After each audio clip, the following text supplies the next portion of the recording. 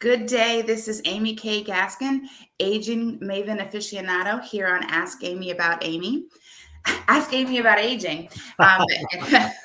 Yeah, find out all about me. No, I'm joined today with Kurt Kazanowski, and he's an author, and he also he wrote several books as well as being an expert on home care, home health, hospice. You get it. So welcome, Kurt, and why don't you tell us a little bit about yourself? Good morning, Amy. How are you? I'm Kurt Kazanowski from Plymouth, Michigan, right outside of Detroit. I'm a nurse by trade, and I've been in healthcare all my life. And I'm just honored and blessed to be able to work in the hospice field, as well as I own a personal care private duty company here in Plymouth, Michigan, called Caregiving Experts, to work with families. And I really appreciate the opportunity to chat, Amy, as you know, and I'm a nurse by trade, a healthcare professional. And when mom and dad started to age, I was a basket case and clueless. So I try to take all the lessons I learned from that. You know, I wrote the book, as you mentioned, more of a caregiver's guide to all the tips and things that you would want to know and learn as you deal with an aging parent. And I know we're going to do a couple of subsequent podcasts on specific topics, such as giving the gift of hospice, dementia, etc., which are all important topics. But I think, you know, what I'd like to chat about today is, and there again, is my story is, my dad passed away, many years ago, as he was aging, and he had more of a stroke, and it was more of an acute episode. But Mom, one day I'm in my office, and I'm sitting at my desk here, and I'm having my coffee, and it's a beautiful spring day, and I get a call, and I look down, and it's my mom calling. And my mom never called me. Right. My mom never called me. And my mom lived with my brother, and I knew my brother was at work, so I instantly thought maybe something was wrong. So I answered the phone real quickly, and I heard in a very frail voice, Amy, her saying, "Kurt, come to me, son. I've fallen and I'm hurt." And just a wave of nausea came over me, because I've never heard my mom so vulnerable. And my mom was only a few minutes away in my brother's house. So I had a caregiver in my office at the time. I threw her in the car. We went over to my brother's place and pulled into the driveway, and the front door was open, and I run out of the car, and there was some blood on the front porch where the newspaper was at. And I go into the house, my mom sitting on the couch, just shaking like a leaf. And again, a wave of nausea came over me, because I never had seen my mom that vulnerable. And she had gone outside to pick up the paper and tripped and fell and hit her hand and gashed her head. And, you know, falls are one of the most traumatic things for seniors. I'm sure you're aware of that. And I talk with families all the time about that, especially in our private duty company, Caregiving Experts, to make sure we do a home assessment, a safety assessment, et cetera. But in an instant, Amy, like that, my life changed. Right. It happens all the time, and you're not the only one. And I will tell you that many times nurses and doctors, when things happen to their own parents, it's even more traumatic than it is for somebody else, because you believe you know what you need to do, but when it's your own mom, it's scary. It is. Very, very much so. No, I agree 1,000%. And they're again, like I said, I'm a nurse. My brother was a respiratory therapist, and we thought we had this. Yeah. Thank God I had Caregiving Experts, a home care company, because immediately, you know, we took mom to the ER, and the good thing was she didn't break any bones, but she really needed care and support moving forward. So I guess the message to your listeners would be, you know, if you're an adult caregiver, guys, that's the hardest job in the world. No harder job. Yeah, it truly is, because you're having, especially if they call it the sandwich generation, because you're taking care of your kids as they grow up, and you got mom and dad you're taking care of. And a couple of things I would really encourage folks to do is to have a conversation with mom or dad or the family about, there again, as they sort of age, you know, just generally, what are their wishes? Just in terms of what are their wishes relative, do they wish to stay at home? Do they want to maybe go into an assisted living community? It was really interesting. My mother wanted to stay at home. She did not want to go into an assisted living community. And thank God I had the resources to be able to do that through Caregiving Experts. My aunt, Tula, wanted to go into a assisted living center. She was a social butterfly and enjoyed that. So that would be one of the first things I'd want to really encourage folks to do, is really have that conversation and start exploring that. One. Yeah. Two is even more upstream, is to really make sure is to really start thinking about the cost of care. That's a big one. And because you have to make sure that you can do what you want to do, and you got to figure it out ahead of time. Yes, very much so. And like, there again, long-term care insurance policies. If your mom and dad had the opportunity to get one back then, great. For all the adult caregivers that are on the call now, is really look into a long-term care insurance policy, because that can not only help pay for care in a senior living community, you can convert that and use that to pay for care in your home. A lot of people don't know that. And some policies actually include home care as an option. Yes, exactly. Some don't. And then there are some, I learned recently that life insurance policies can be cashed in and used for care as well. Exactly. Yes. There's life obviously, the caregiver, if you're a veteran, the aid and attendance is huge. And there's some other benefits that the government has. The aging options, which is a federal program, and you have to really be unique to qualify for it. But, in my company here in Plymouth, we really sit down and really scrub and go through and looking at all the options. And there again, if a family does need to pay personally, looking at reverse mortgages, which can be confusing, but are a really great resource for families, 401ks, pensions, et cetera, just looking at what that is.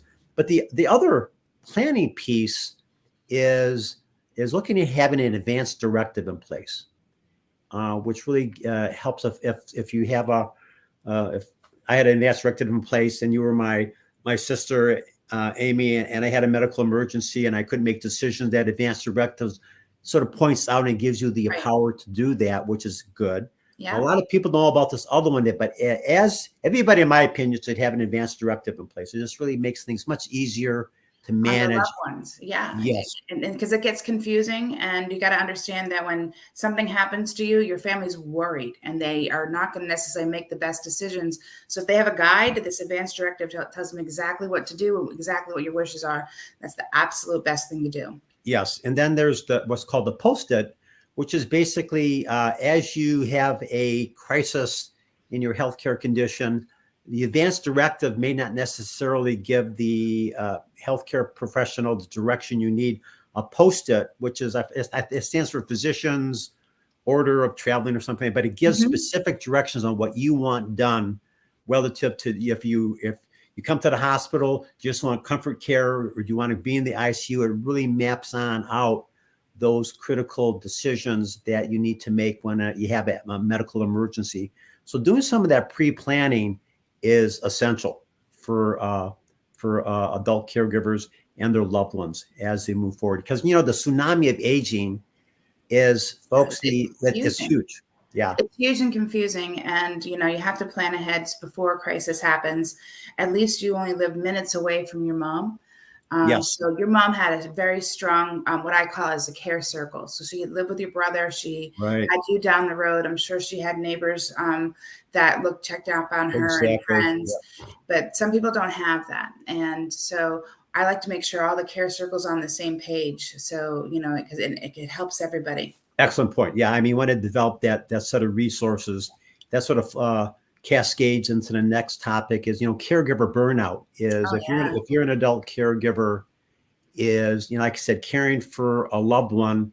And if you don't have any resources there again, if we don't have that circle of resources you mentioned, Amy, it can be very, very stressful. Yeah. And you can be affected, folks, by caring and not even know it. That's a and most people are afraid to ask for help, and they burn the candle at both ends, and then they're no good to anybody. I can feel that in my heart that you and your brother have a good dynamic, and so you're blessed. There are some siblings that don't understand that the caregiver is the hardest job in the world, and not only that, you have to make sure that you take care of the caregiver. And give that caregiver a break. And some families don't get that. They're like, oh, well, you just stay at home all day and take care of mom. You're eating bonbons, Yeah, it's so true. And I think there again is a thing I noticed about myself is I didn't even know I was experiencing caregiver burnout. Right. I mean, until somebody said, Kurt, God. And so you really want to be able to develop a self-care program for yourself, whether that is like, so I started going back to the gym. I sort of dropped off doing my routine at the gym which is a really good stress reliever. And I felt something good about myself, being able to take a nice sauna. It just really it just rejuvenated myself. So everybody needs to understand and sort of find that for themselves so they can stay on point. The other issue with looking at caregiving, being an adult caregiver and the burnout is, like I said, getting back to your point, Amy, which is an excellent one, having that circle of family, friends, etc. And there again, guys, and we're going to talk about this, I think, in one of our later sessions, Amy, is looking at how do you go about maybe identifying a caregiver that can come into the home and help you. Yeah, and because it has to be the right fit. The right chemistry has got to be, because you have to trust. And this is a very vulnerable part of your family's lives, and you have to get over the guilt of it all. You know? There's that, and you want to make sure you have the right person. Like I said, we're going to discuss that in one of our upcoming sessions. But the point being is you want to be able to look at that as a potential resource. We have several families that use caregiving experts just for respite care. Right. Hey, we're taking the responsibility, but we need a weekend, or we need a couple, and we just come in and plug in. And that's smart planning on the family's part, so they don't go down the rabbit hole of caregiver burnout.